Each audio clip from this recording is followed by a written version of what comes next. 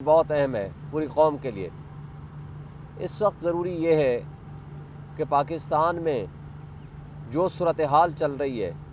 جس طرح پاکستانیوں کو انہوں نے غلام بنانے کی کوشش کی جا رہی ہے، جس انداز سے جمہوریت کے اوپر شب خون مارا گیا ہے، جو کچھ انہوں نے پچھلے 2.5 سال سے اس ملک کے ساتھ کیا ہے، اس ملک میں جمہوریت کو ان لوگوں نے دفن کر دیا، طرح پامالی کی کہ تمام ادارے اب اپنی عزت اور توقیر کھو چکے ہیں۔ آج صورتحال یہ ہے کہ ایک شخص جیل میں بیٹھا ہے، اس کے خلاف سینکڑوں مقدمات درج ہو جاتے ہیں، قتل کے مقدمے بھی درج ہو جاتے ہیں۔ اس کے باوجود کہ حالانکہ جو ملزم ہے قتل کا، وہ آپ کے ساری آنکھوں کے سامنے پورے میڈیا نے، سوشل میڈیا نے، انڈیپینڈنٹ میڈیا نے دکھایا کہ ہاشم نام کا شخص، اور وہ انڈر میڈیکیشن ہے یا نہیں ہے، یہ اللہ کا ان کا معاملہ ہے، میڈیکل بورڈ فیصلہ کرے گا، عدالتیں فیصلہ کریں گی۔ وہ ہاشم، اس کے باپ کا نام عاصم عباسی ہے،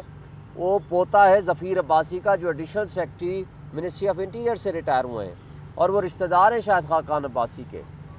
اب وہ اس کے پکڑے جانے کے باوجود قتل کا مقدمہ کس کے خلاف ہے؟ عمران خان، بشریٰ بی بی، علی امین گنڈاپور اور شعیب شاہین کے خلاف۔ یہ ہے اس ملک کا نظام انصاف اور نظام قانون۔ اور نظام انصاف کو انہوں نے پہلے ہی، لوور جوڈیشری کو تو وہ کنٹرول کرتے تھے، پہلے ہی انڈر کلاؤڈ تھا، لیکن انصاف کچھ توقع تھی سپریم کورٹ سے کہ کچھ انصاف ملے گا، لیکن بدقسمتی سے سپریم کورٹ میں پچھلا پورا سال قاضی فا عیسیٰ نے انصاف کے نام پہ وہ کھلواڑ کیا کہ آج انصاف بھی پناہ مانگتا پھر رہا ہے، اور اس نے جاتے جاتے اپنے ہی سپریم کورٹ پہ حملہ آور ہو کے، سپریم کورٹ کو کمزور کر کے، آرٹیکل 63A کی تشریح کر کے، اور وہ فیصلے کر کے کہ جس کے ذریعے پی ٹی آئی کے کئی ایم این ایز ری کاؤنٹنگ کے ذریعے ان کو ہروایا اور ان کے ووٹ پورے کرتے رہے تاکہ وہ 26ویں آئینی ترمیم کی راہ ہموار ہو سکے، اور اس کے نتیجے میں وہ بندے اٹھا کر گرفتار کر کے پیسے دے کے 26ویں ترمیم کے ذریعے انصاف کے نظام پہ حملہ آور ہو چکے ہیں، اور جو سپریم کورٹ سے جو انصاف کی توقع تھی اس کے اوپر بھی قدغن لگا دی گئی۔ اب آخری ایک امید اور سہارا ہوتا ہے، وہ ہوتا ہے لوگوں کا باہر نکلنا، عوام کا باہر نکل کے پروٹیسٹ کرنا۔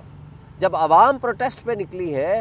تو ان کو سنائپرز کے ذریعے گولیاں ماری گئیں۔ دیکھیں دنیا میں کہیں ایسا نہیں ہوتا، ایون جلیانوالہ باغ میں بھی سنائپر سے نہیں مارا گیا تھا، ٹھیک ہے مارا اس وقت بھی، وہ بھی غلط تھا۔ سنائپر سے مارنے کا مطلب یہ ہے کہ یہ ایک جان بوجھ کے گولی چلانا اور پرامن ایک سیاسی ورکر اور سیاسی کارکن، نظریاتی کارکن کو مارنے کا مطلب یہ ہے، یہ وہ دہشت پھیلانا چاہتے ہیں تاکہ اس ملک کی جو عوام 25 کروڑ عوام ہے وہ اس خوف اور دہشت کے نتیجے میں باہر نکلنا بند کر دیں، اور اپنے حقوق کی آواز کے لیے باہر نکلنا جو ان کا ایک فنڈامنٹل رائٹ ہے آئین کے تحت، وہ اس کا کلیم نہ کریں۔ تو اس بدماشیہ نے مسلط ہو کے اس ملک میں جو خرابیاں پیدا کی ہیں، اور جو مین اسٹریم میڈیا ہے آپ کا، اس کے اوپر جو قدغنیں لگا رکھی ہیں، جو صحیح والی بات ہے وہ سامنے نہیں آنے دینا چاہتے، تو اس طرح آج ہماری جو توقع اوورسیز سے ہے، کیونکہ وہ سب خود جانتے ہیں، ان تک بغیر فلٹریشن کے وہاں تک انفارمیشن جا رہی ہے۔ اس لیے خان صاحب نے اتوار تک کی ڈیڈ لائن دی ہے۔ انہوں نے کہا ہے کہ اتوار تک اگر کوئی سنجیدہ مذاکرات ہوتے ہیں تو ہم اپنی سول ڈس اوبیڈینس کی کال کو ہم ڈیلے کریں گے، اور ادروائز کمنگ اتوار سے جو ان کا مطالبہ ہے اپنی اوورسیز پاکستانیوں سے کہ وہ اپنی ریمیٹنس جو ہے وہ محدود کر دیں، تاکہ اس کٹ پتلی حکومت جو کہ آلریڈی اسی جو ہماری فارن کرنسی ہے، جو آپ نے دیکھا کہ ماضی قریب میں وہ گندم سکینڈل کے نتیجے میں $1 بلین کھا گئے۔ آج میں آپ صحافیوں سے پوچھتا ہوں، آج میں ڈیجیٹل میڈیا سے بھی پوچھتا ہوں، میں اپنے مین اسٹریم میڈیا سے بھی پوچھتا ہوں، مجھے بتائیں وہ گندم سکینڈل کی انکوائری کدھر گئی؟ کیا ہوا؟ کون کھا گیا وہ پیسے؟ آپ کو یاد ہوگا کہ کیا جب انوار کاکڑ سے حنیف عباسی نے کہا کہ تم گندم سکینڈل میں پیسے کھا گئے ہو، تو اس نے جواب یہ نہیں کہا کہ میں پیسے نہیں کھایا اس کا اور آپ کو پتہ ہے کہ آدھے سے زیادہ گندم آئی ہے یہ شہباز شریف کے زمانے میں، اس میں ملوث ہیں بظاہر جو لگتا ہے، کیونکہ انکوائری نہیں کر رہے، شہباز شریف ہے، انوار کاکڑ ہے، محسن نقوی ہے اور مریم نواز ہے، بظاہر یہ لگتا ہے۔ تو انہوں نے جو کچھ کہا اس کا جواب یہ نہیں تھا کہ ہم نے پیسے نہیں کھائے، اس کا جواب یہ تھا کہ اگر ہم نے فارم 47 کی بات کھولی اور کہا تو تم مسلم لیگ نون والے منہ دکھانے کے قابل نہیں رہو گے۔ یہ سبھی کو پتہ ہے کہ وہ 17 سیٹوں کے ساتھ آج برسر اقتدار بیٹھے ہوئے ہیں، کیونکہ ہارے ہوئے لوگ ہیں، اور ان کی بے ایمانی، ان کی کرپشن اور کرپٹ پریکٹسز ساری دنیا نے دیکھی ہے۔ اب ان لوگوں نے پہلے ہی اس ملک میں جو بدماشی اور جس طرح کا ماحول قائم کر رکھا ہے کہ یہ ملک کے ساتھ سنسیئر نہیں ہے، اور جو انہوں نے گولیاں ماری ہیں اس کے نتیجے میں جو کچھ نفرت پھیلی ہے ان کے خلاف، اور یہ چاہتے ہیں کہ وہی 1970 والا ماحول آ جائے۔ وہاں بھی یہی ہوا تھا، بنگلہ دیش میں مجیب کی پارٹی جیتی، حالانکہ ان کو، آپ کو یاد ہے کہ ان کو سمبل بھی ملا، ان کو الیکشن جیسے تیسے کر کے لڑنے دیا، لیکن اس کے بعد ان کے اوپر پابندیاں لگائیں۔ ہمارے اوپر تو الیکشن سے پہلے کی پابندیاں تھیں، اور اس کے بعد ان کو جیلوں میں ڈالا گیا، اور آج ہمارے ساتھ جو کچھ ہو رہا ہے ہم جیت کے جیلوں میں ہمیں ڈالا جا رہا ہے۔ الیکشن جیتنے کے بعد آج مجھے اس 9-10 مہینوں میں 19,788 کی دہشت گردی کے پرچے کیے گئے میرے خلاف، اور وہ ٹریبونل جو ہے وہ چل رہا تھا، اس کو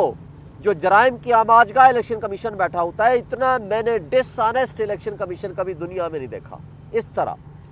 اور وہ جو اس طرح کے وہ حرکتیں کر رہے ہیں، اب ایک ریٹائرڈ جج کے پاس انہوں نے بھیج دیا، اور ایسے ریٹائرڈ جج کے پاس کیس بھیجا جو خود کرپشن میں نکلا ہوا ہے، اس کے خلاف کرپشن کیس تھا، اور اس نے ریزائن کر کے اپنے آپ کو استعفیٰ دیا اور وہ ہائی کورٹ کے جج سے فارغ ہوئے۔ تو اب ایسے جج ان کو پسند ہیں، کیونکہ ان کی کرپشن کا ثبوت سامنے جو اب آئے گا تو اس کو چھپانے کے لیے اپنی طرح کا ان کو بندہ چاہیے۔ اب ہم ان سے کیا انصاف کی توقع رکھیں؟ تو یہ جو کچھ ہو رہا ہے، اور پھر آپ کو یاد ہے کہ کل پرسوں سے آرٹیکل چل رہا ہے سعید صاحب کا، محمد سعید صاحب کا، اس نے کہا ہے کہ جو پچھلے 2-2.5 سال پہلے جب عمران خان کی حکومت گرائی گئی، اس پہ $42 بلین کا لاس ہوا ہے پاکستان کا، $42 بلین کا نقصان ہوا ہے پاکستان کا، جو کہ 6.2% جی ڈی پی سے آپ مائنس پہ لے آئے، 0.7% پہ لے آئے، تو ملک کا جو اس وقت نقصان ہوا وہ اتنا ہوا ہے۔ لہٰذا یہ لوگ جس طرح کی حرکتیں کر رہے ہیں، آج ہم ان کو ایک وارن کر رہے ہیں، خان صاحب نے وارن کر دیا ہے اتوار کے دن تک کا، اور اتوار کے دن تک اگر یہ نہیں ہوتا ہے تو پھر آپشن ایک ہی ہے، وہ ہے سول ڈس اوبیڈینس کا، جس کے بارے میں خان صاحب نے آج فیصلہ کر دیا۔